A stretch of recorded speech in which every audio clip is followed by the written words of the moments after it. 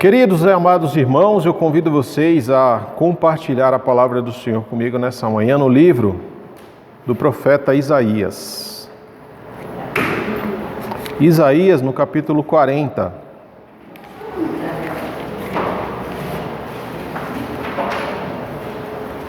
Isaías, capítulo 40.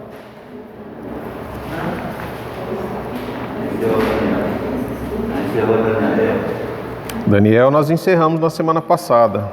Nós vimos Daniel junto com Nabucodonosor, os amigos dele. E eu creio que foram grandes ensinamentos que nós compartilhamos e acolhemos para a nossa própria vida, né, nos estudos aí do livro de Daniel.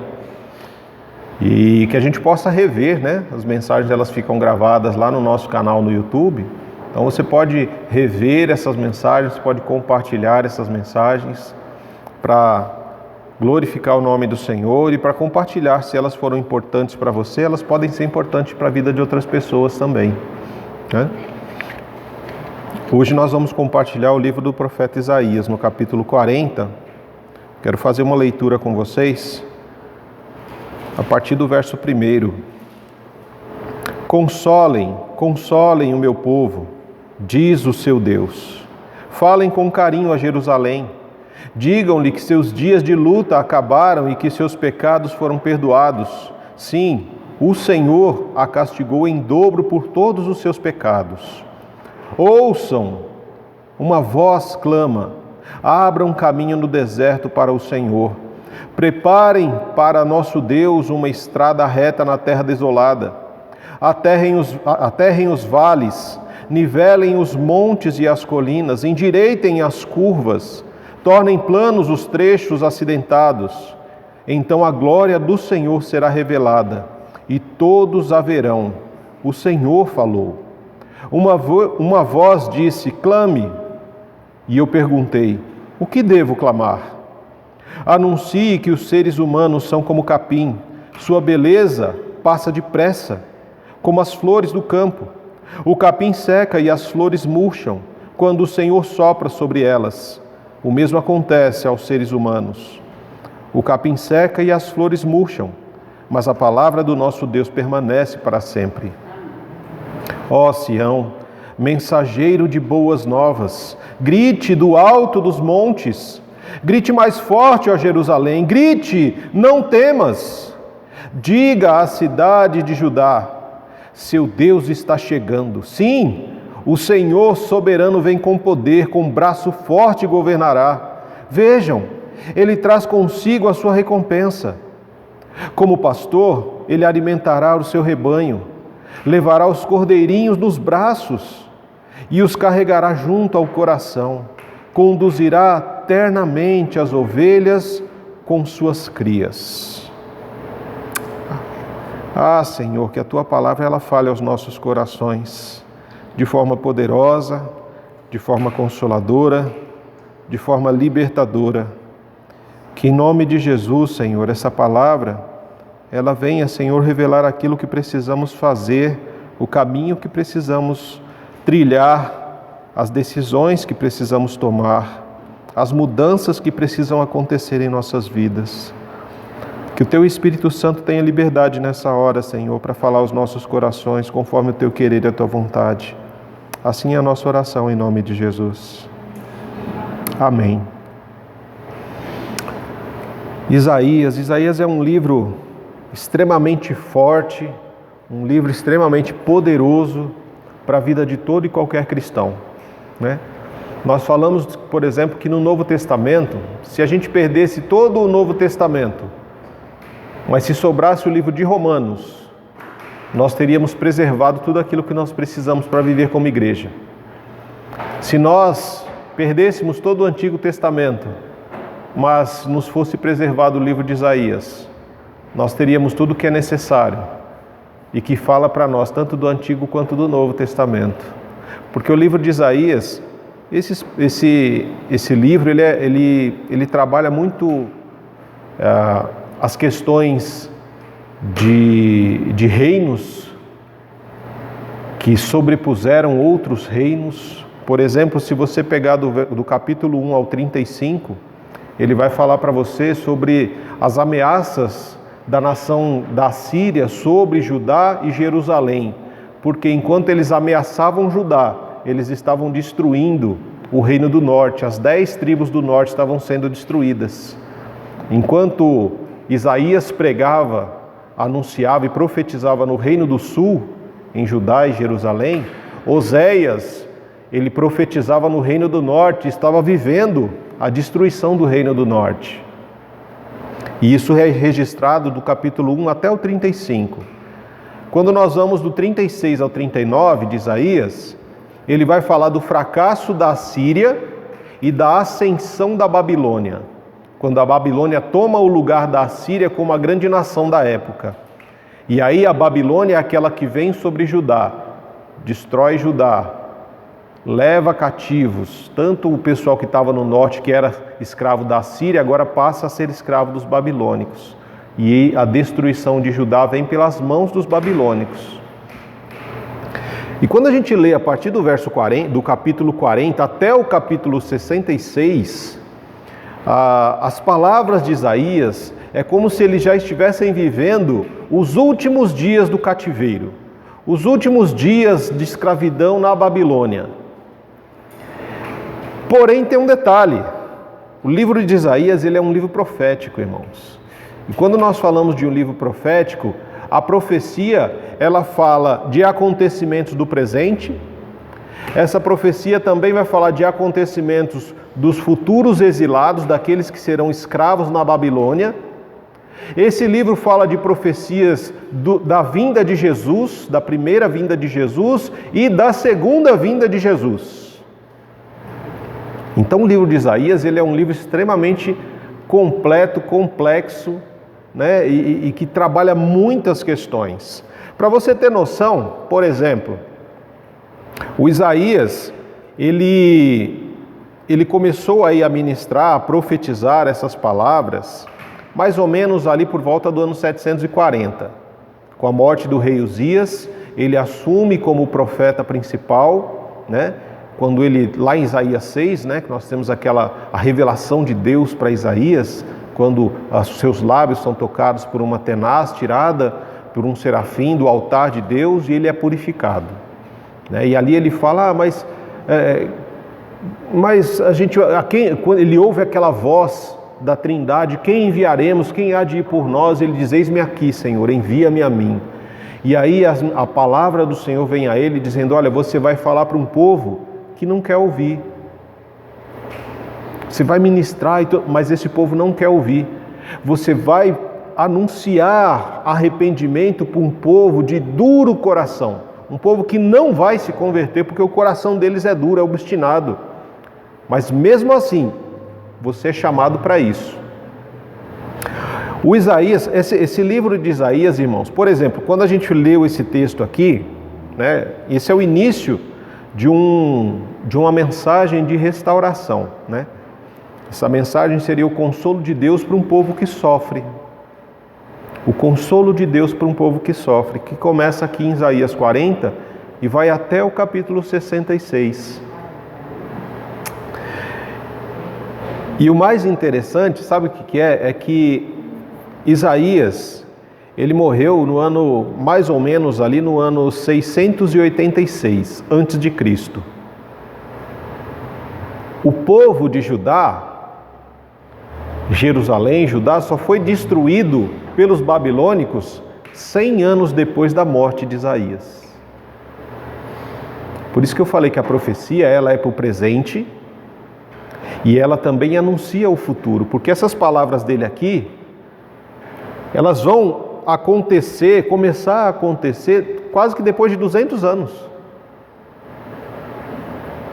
O que ele está dizendo aqui nesse momento só vai se cumprir depois de 200 anos, porque o povo, depois de 100 anos, é que o povo vai ser destruído em Judá e Jerusalém. E aí eles vão ficar mais 70 anos como escravos. E aí só depois desses 70 anos que vai começar esse povo a retornar novamente para Judá, para reconstruir o templo de Jerusalém. Então muitas vezes nós ouvimos uma mensagem E nós estamos de repente num momento diferente, né? Talvez, ou por exemplo, essa mensagem hoje é o consolo de Deus para um povo que sofre. De repente hoje você não está sofrendo, você está alegre. Você está ouvindo essa mensagem hoje, mas você está muito alegre por alguma coisa, por algum acontecimento da sua vida. E aí você fala, essa mensagem hoje não é para mim. Eu estou muito alegre, eu não preciso de consolo hoje. O povo naquela época, quando foi falado, ele também achava que eles estavam alegres e não precisavam de consolo. Essas palavras não faziam sentido. Mas sabe quando... Lembra quando você era criança? Se você teve irmãos, quando os seus pais brigavam com o seu irmão e aí de repente, né, davam uma surra lá de cinta, botava de castigo, né, brigava ali, chamava atenção, aí você já ficava com as antenas, né, ligadas, falava, opa, a casa caiu para o outro, então vou ficar na minha, não vou me comportar para não ter não passar pelo mesmo problema que ele está passando, né? Ele desobedeceu, está de castigo, não pode jogar videogame, não pode ir brincar na rua, não pode fazer um monte de coisa. Por quê? Porque ele desobedeceu, fez o que não era correto, né? E agora ele está passando por uma disciplina dos pais. E a gente, ligeiro, fala, eu não vou fazer isso não, porque se eu fizer, minha casa vai cair também. E aí, ao invés de ser um de castigo, serão dois, né? E talvez quando chegar para mim, chegue pior, porque eles já fizeram com um e eu deveria ter aprendido. Mas eu não aprendi, estou fazendo igual. Assim também era com o povo. A mensagem de Isaías é uma mensagem de arrependimento para o povo. Por quê? No Reino do Sul, o povo ainda tinha esperança em Jerusalém, em Judá, tinha esperança de permanecer firme, constante.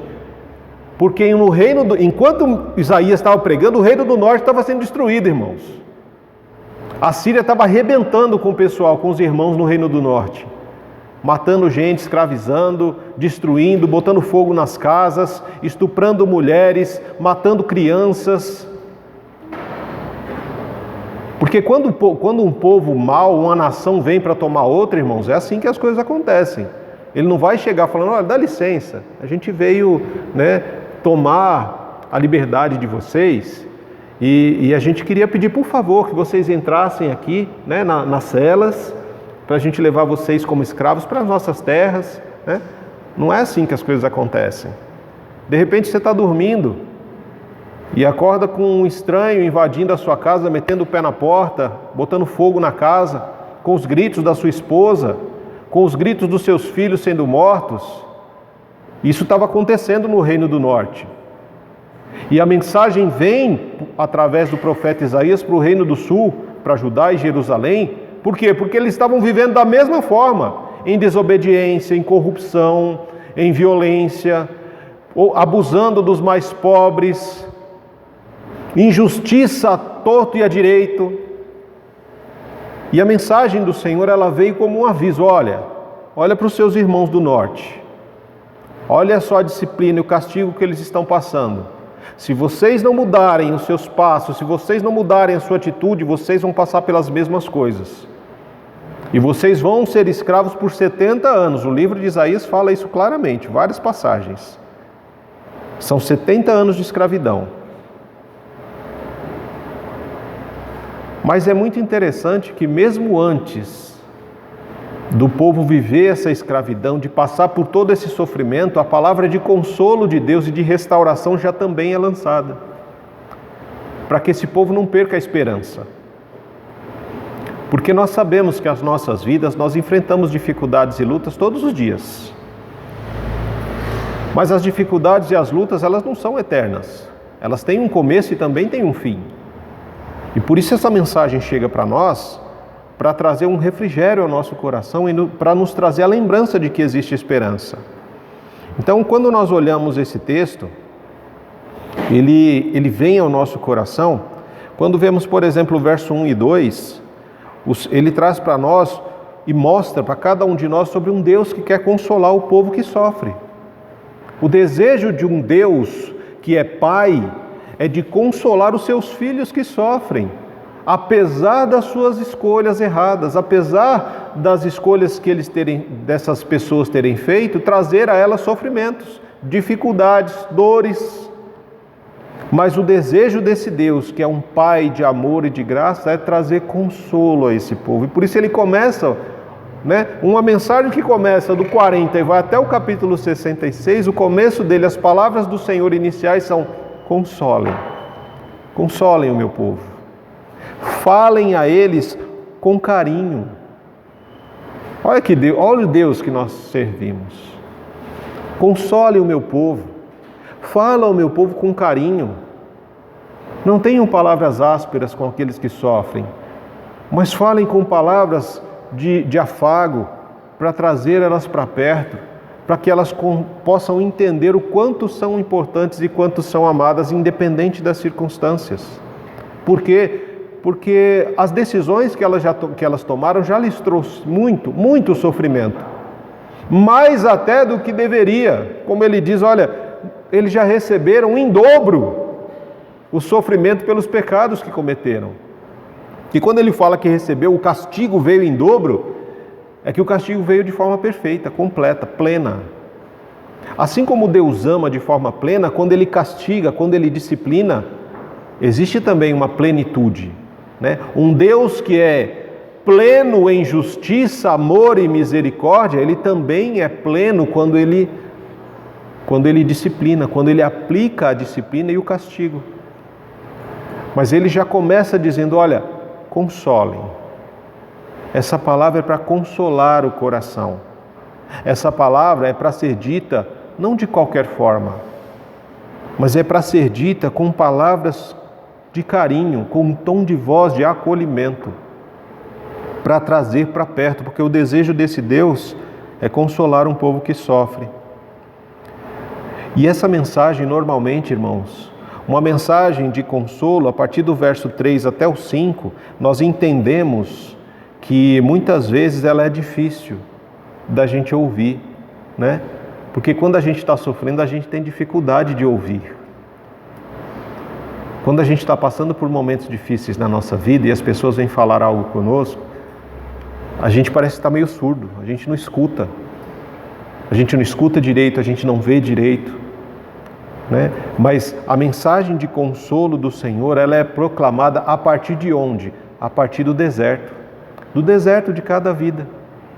A palavra de consolo não vem nos momentos alegres, nos momentos de felicidade, ela vem nos momentos difíceis, quando a gente está passando pelo estreito, pelo caminho estreito, por aquele caminho cheio de pedras pontudas que furam os nossos pés, que muitas vezes a gente cai no meio do caminho e esfola o nosso joelho, e a gente sente dor, sente sofrimento, muitas vezes se sente sozinho na caminhada. É o deserto. Por isso que ele diz, olha, ouçam. Ele falou, fala e consola o meu povo, fala com carinho. E aí ele diz para o povo, ouça a voz que clama, ouça a mensagem de consolo que está sendo enviada para você. Preparem um caminho para o nosso Deus, um caminho reto na estrada desolada. Prepara o caminho. E onde é que a gente prepara o caminho? É no deserto. É lá no deserto que a gente ouve essa voz dizendo, olha, prepara um caminho para o Senhor. Aonde? No seu deserto. No deserto do seu coração, no deserto da sua vida, na sua dificuldade. O nosso deserto é quando a gente... Sabe quando você está passando por momentos que assim, você não tem vontade de orar. Você não tem vontade de cantar, de louvar o Senhor. Você não tem desejo de estar na comunhão dos irmãos. Você não tem vontade de ler as Escrituras. A vontade é simplesmente de ficar quieto, em algum lugar, de nem ver pessoas, de ficar de repente num quarto escuro, sem contato com ninguém.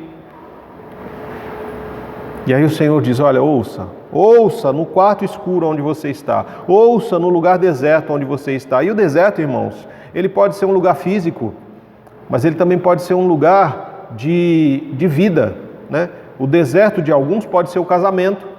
O deserto de alguns pode ser a relação com os filhos, com os pais. O deserto de alguns pode ser um desemprego, pode ser um luto. O deserto, ele se apresenta de várias formas. Pode ser um divórcio, pode ser de várias formas, irmãos. Cada um vive o seu deserto. E cada um sabe a dor que esse deserto provoca no seu próprio coração. a luta que ele tem que enfrentar para atravessar esse deserto. Pode ser um vício, pode ser um monte de coisas, né? Esse deserto que ele fala pode ser um monte de coisas. E ele diz, olha, ouçam uma voz que clama no deserto, prepara o caminho. E aí você fala, como é que eu preparo esse caminho? Como é que eu preparo isso? Como é que isso funciona? Né? Esse preparar, muitas vezes, irmãos, como esse texto traz para nós aqui, ele fala sobre a terra em vales, né? Faça uma estrada reta na terra desolada, aterrem os vales, nivelem os montes e as colinas, endireitem as curvas, tornem planos os trechos acidentados. Imagina a sua vida, muitas vezes, né? Não só a sua, mas a vida de pessoas. Quando Jesus ele chega na vida de alguém, às vezes a pessoa está vivendo uma vida de muito orgulho e de vaidade, então ela está lá em cima, como se fossem em colinas, em montes. Então ela vive uma vida de orgulho, de arrogância, de vaidade. Essa pessoa vai ter que descer. Deus vai quebrar o orgulho, a vaidade dela e vai fazer ela descer até um nível aceitável. Outros que estão nos vales do sofrimento, da dor, da depressão, Deus vai fazer com que essas pessoas sejam restauradas para ficarem niveladas com aqueles que eram orgulhosos, que desceram, e os que estavam nos vales foram nivelados acima, para que todos possam viver em equilíbrio. Os caminhos que são tortos da nossa vida, né? Deus vai fazer o que? Ele fala para a gente, endireita o seu caminho, muda a sua atitude, arrependam-se dessas decisões erradas que você tem tomado. Para de ir a lugares que Deus não mandou você ir. Para de viver com pessoas que Deus falou para você deixar. Endireita o caminho. E são decisões que nós precisamos tomar. Porque o orgulhoso, quando ele é afetado, né, vaidoso, orgulhoso e tudo mais, ele pode resistir. Pode ser, não quero saber de Deus, não quero e tal. Mas existe um chamado, uma voz que está clamando, uma voz que está anunciando. Olha, muda a tua forma de viver, muda a tua forma de caminhar, muda o teu tipo de relacionamento com as pessoas. Acerta o caminho torto que você está andando.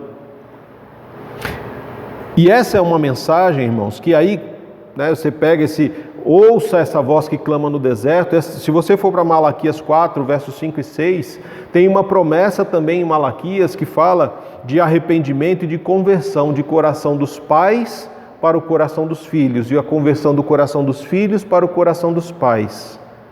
É necessário que haja arrependimento nos relacionamentos familiares, para que pessoas passem a conviver em paz, porque esse é o desejo de Deus, que haja paz na nossa família, na nossa casa.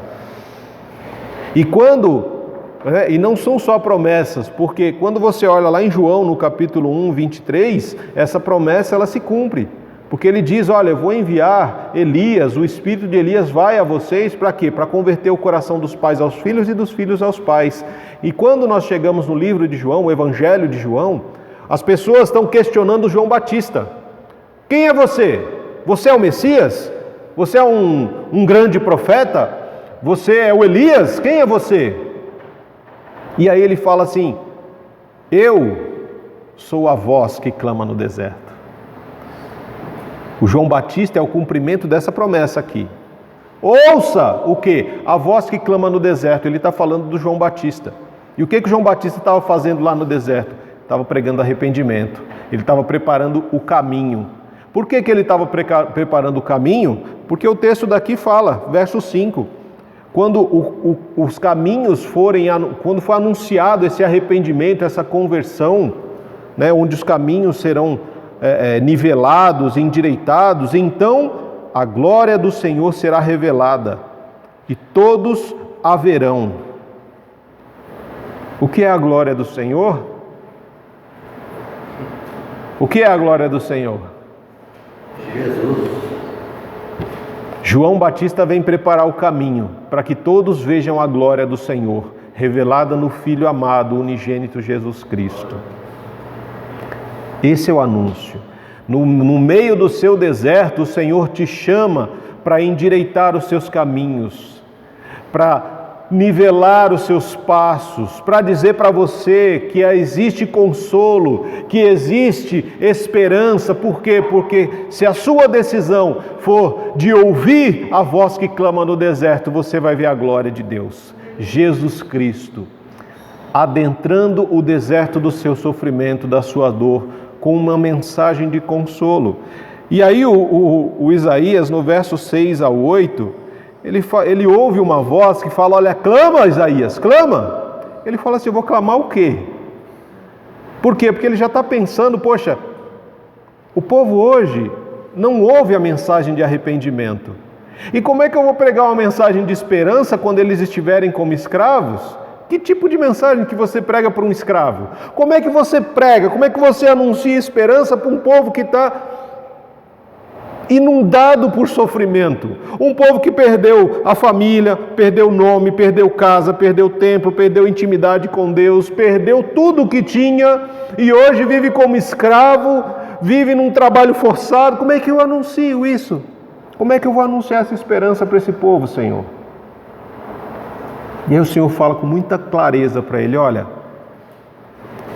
essa mensagem precisa ser anunciada para que as pessoas entendam quem elas são e quem Deus é. E ele diz: olha, os seres humanos, nós somos, apesar de parecermos muito fortes, nós somos extremamente frágeis, irmãos. Extremamente frágeis. Nós somos como o capim e como a flor. Esse capim que seca quando o vento do deserto passa, o capim seca e a flor, ela murcha. E nós somos iguaizinhos, irmãos. Nós somos como um vento que passa, um vento que sopra. Nós somos aqueles que de manhã nascem e à tarde murcham, morrem. Nós somos tão frágeis que, se não fosse a graça de Deus para nos fazer dormir e acordar, nós não acordaríamos. Nós somos tão frágeis que, se Deus tirasse alguns minutos de ar de cada um de nós, estaríamos mortos. Nós somos extremamente frágeis, irmãos. Basta uma notícia para desmoronar muitas vezes a nossa fé. Basta um acontecimento para que a nossa esperança vá pelo ralo. Por quê? Porque a nossa fé e a nossa esperança muitas vezes são colocadas no lugar errado. Em pessoas, em acontecimentos, em circunstâncias, em trabalhos, em N fatores. E quando perdemos isso, perdemos tudo. E aí ele diz: vocês, seres humanos, vocês são muito frágeis, são pequenos. Mas ele também fala, na parte B do verso 8, o verso 8 diz assim: o capim seca e as flores murcham, mas, e esse mas é o que nos fortalece, a palavra do nosso Deus permanece para sempre. Se essa palavra foi dita naquele momento, ela vai permanecer 200 anos depois, quando ela realmente for vivida. Porque muitas profecias que são anunciadas no Novo Testamento, elas são reveladas e são vividas no Novo. E muitas dessas profecias, elas ainda nem se cumpriram, como a segunda volta de Jesus. Mas se nós olharmos todos os acontecimentos, nós vamos entender que nós servimos a um Deus, irmãos, que Ele não é pequeno, mas Ele é enorme, Ele é tremendo, Ele é majestoso, Ele é glorioso. Esse Deus, não tem palavras para a gente descrever. E a palavra dEle nas nossas mãos e no nosso coração, ela renova a nossa esperança. Ele está dizendo assim: olha, vocês são frágeis, vocês são pequenos, mas eu, Deus, sou grande. Então não coloque a sua esperança em outras pessoas, em outras circunstâncias ou em acontecimentos, mas coloque a sua esperança e a sua fé em quem? Naquele que não muda. Põe a sua fé e põe a sua esperança naquele que restaura todas as coisas. E aí, o Isaías, o que eu vou clamar? Aí ele fala para ele: olha, clama isso aqui. clame o quão um ser humano é pequeno e quanto um Deus é grande. E a partir daí, a partir do verso 9 até o verso 11, a mensagem de consolo, ela é recheada de uma boa notícia. São as boas novas do Senhor chegando até nós. Quando ele diz, olha, ó Sião, mensageiro de boas novas, de boas notícias. O que é a boa nova, irmãos? Não é o Evangelho? O Evangelho não é a nossa boa nova? A boa notícia de que ouvimos uma voz que clama do deserto, que é o João Batista, preparando um caminho para que eu e você possamos ver a glória de Deus revelada no Filho amado Jesus Cristo. E quando nós vemos esse Jesus, Ele revelado no meio do nosso deserto e do nosso sofrimento, irmãos, nós recebemos a melhor notícia da nossa vida. Nós recebemos a boa notícia e essa boa notícia vem recheada de algo que fala, olha, já que você agora recebe as boas novas, grite, clame, anuncie aos quatro cantos dessa terra o quê? Não tenha medo, não temas. E muitos estudiosos dizem, eu nunca fiz essa conta, mas muitos dizem que essa palavra não tema, ela existe 365 vezes na palavra do Senhor.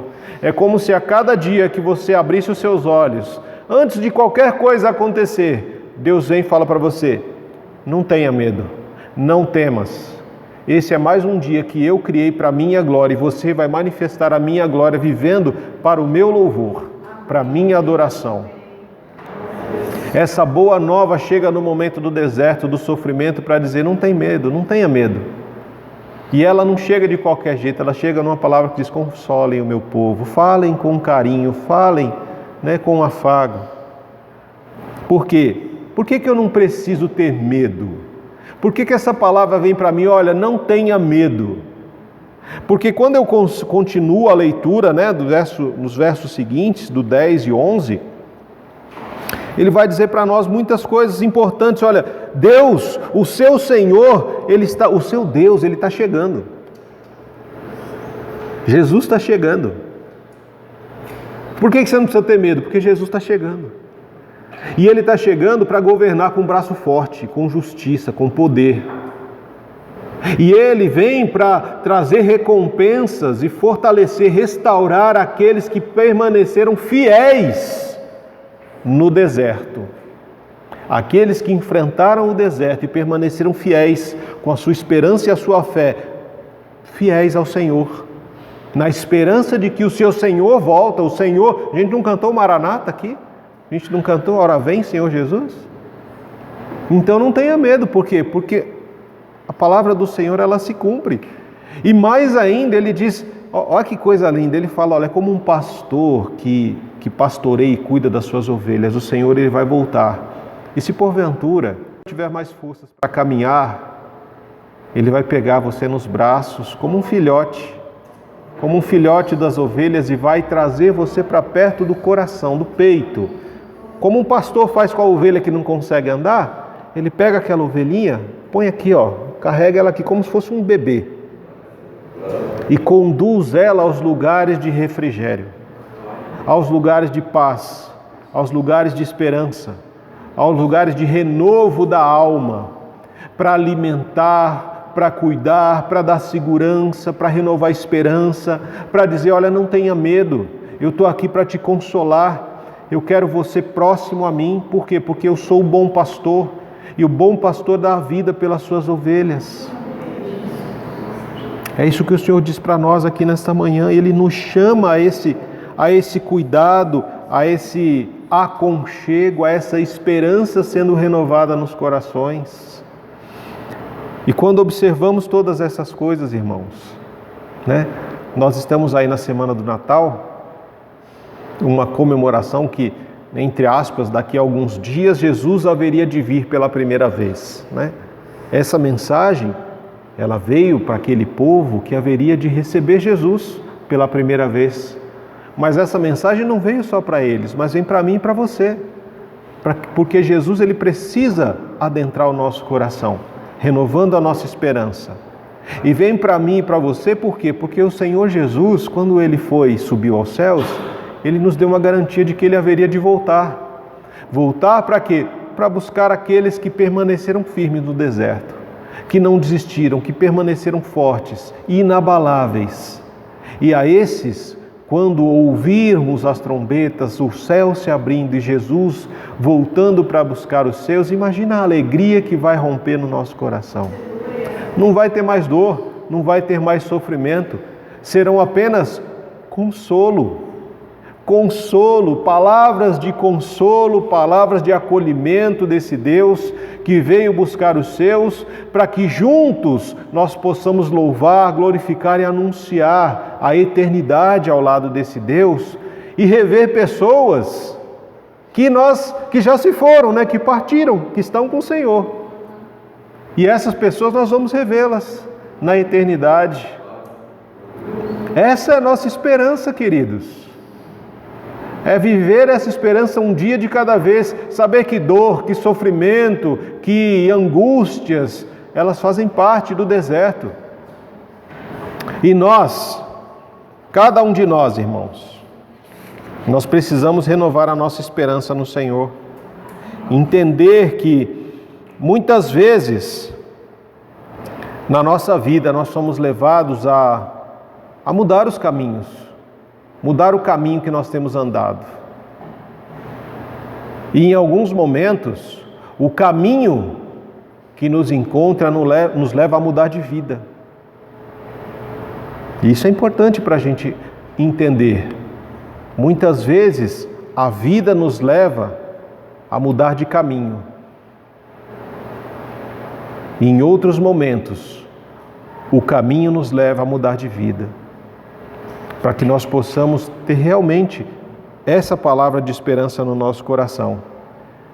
E entender que se você está passando pelo inferno, irmão, não para no inferno, atravessa. Se você está passando pelo deserto, não para no deserto, atravessa ele. Porque quem para no deserto morre. Quem para no inferno morre, fica lá. Mas quem atravessa o deserto, quem atravessa o inferno, no outro lado, ele encontra a vida eterna. E saiba de uma coisa, mesmo atravessando o deserto ou o inferno, você nunca está sozinho. Porque essa é a promessa do Senhor para nós. Nunca te deixarei, nunca te abandonarei, mas sempre vou estar com vocês, independente da circunstância. Sejam firmes, sejam constantes. Anuncie o reino de Deus aonde você estiver. Glorifiquem a Deus no meio do sofrimento. Não peça para Deus, Senhor, me tira do sofrimento. Não, Senhor, me ajuda a passar por ele. Não peça para Deus, Senhor, me livra, Senhor, não aguento mais essa dor, não aguento mais esse desespero, não aguento mais esse sentimento de angústia. Não faça isso não, porque esse deserto ele serve para moldar o nosso caráter, a imagem e a semelhança de Jesus. Não peça para sair do sofrimento, da dor ou da luta, mas peça para Deus te fortalecer no meio da dor, do sofrimento e da luta. Para que quando você saia disso aí, as pessoas olhem para você e falem, Cristo saiu. Cristo saiu, por quê? Porque eu vejo Ele em você. Eu vejo a imagem e a glória do Senhor resplandecendo na sua vida. Então, irmãos, não desistam, não retrocedam, mas avancem. Continuem firmes, constantes, de forma realmente esperançosa, na mão poderosa que te conduz. Não permita que as dores e sofrimentos tirem a sua esperança ou tirem a sua alegria, mas olha para Jesus, olha para o Senhor, o autor e o consumador da sua fé, renova a sua esperança no seu relacionamento com Jesus. Não espere que as coisas venham ficar mais fáceis, mas louve a Deus, porque independente de estar fácil ou estar difícil, o Senhor é contigo em todos os momentos. Quero te convidar a orar comigo nessa hora, agradecendo ao Senhor por essa palavra de consolo, palavra que vem como um consolo de Deus para um povo que sofre. Que você possa ter recebido essa mensagem hoje, porque ela foi para você, ela foi para mim, essa mensagem é para nós. Talvez você fale, mas eu não estou precisando de consolo hoje. Guarda essa palavra, irmãos. Guarda porque dias difíceis, eles sempre vêm sobre as nossas vidas. E que o Espírito Santo possa trazer à sua memória no dia do sofrimento e da dor essa palavra, para renovar a sua esperança, para fortalecer o seu coração, para que você não desista, mas que persista, porque na sua persistência a glória de Deus é manifestada. Bendito e eterno Deus, louvado seja o teu santo, poderoso e amado nome. Nós te agradecemos, Senhor, na beleza da tua santidade que é revelada no momento de intimidade contigo. Que a tua palavra, Senhor, ela se renove ao nosso coração, à nossa vida. Que ela traga uma esperança fortalecida ao nosso coração nessa manhã. Que em nome de Jesus, Senhor, nós possamos ouvir a tua voz dizendo: consolem, consolem o meu povo, falem com amor, falem com cuidado. Para que em nome de Jesus nós possamos, Deus, descansar na tua palavra, descansar na tua promessa, promessa de estar conosco, promessa de nos conduzir, promessa de nos instruir, promessa de que nós, apesar de quem nós somos e das decisões erradas que muitas vezes tomamos, o Senhor é conosco, o Senhor corrige o nosso caminho, o Senhor disciplina a quem o Senhor ama, o Senhor nos conduz para atravessar o deserto, mas o Senhor também está conosco no deserto. Que em nome de Jesus nós possamos atravessar e darmos glórias ao teu santo nome, Senhor. Que quando nós não tivermos desejo, Senhor, de orar, de cantar, de louvar, de ler a tua palavra, de ter comunhão com os irmãos, que o teu Espírito Santo nos lembre que nós somos amados, que o Senhor traz consolo para nós e que nós encontramos consolo na oração, que nós encontramos consolo na mensagem, na palavra do Senhor, que nós encontramos consolo, Senhor, no abraço de um irmão que é nos dado no momento da comunhão, Senhor, em nome de Jesus. Leva, Senhor, a tua luz quando estivermos vivendo na escuridão. Em nome de Jesus, ó Pai, que o teu nome possa ser glorificado por cada um de nós, em cada momento da nossa vida, em cada fase da vida que nós vivemos, em cada deserto que nós estamos vivendo, ó Deus, no momento presente, que nós possamos anunciar a glória do Senhor no deserto que nós estamos vivendo, Deus, para engrandecer ao Senhor e envergonhar o inferno, Pai. Que o amor do Deus Todo-Poderoso, que a graça do Cristo amado, que as consolações e a comunhão do Espírito Santo possa ser com cada um de nós, hoje e sempre, até o momento em que o Senhor nos chamar ou ao momento em que o Senhor voltar para nos buscar, Pai. Que o teu nome seja glorificado através das nossas vidas. E assim oramos ao Senhor, no nome santo de Jesus, e que a tua igreja diga amém. Amém, queridos. Que Deus nos abençoe, que Deus nos guarde e nos conduza em paz, para a glória, honra, louvor e majestade do nome dEle. Amém.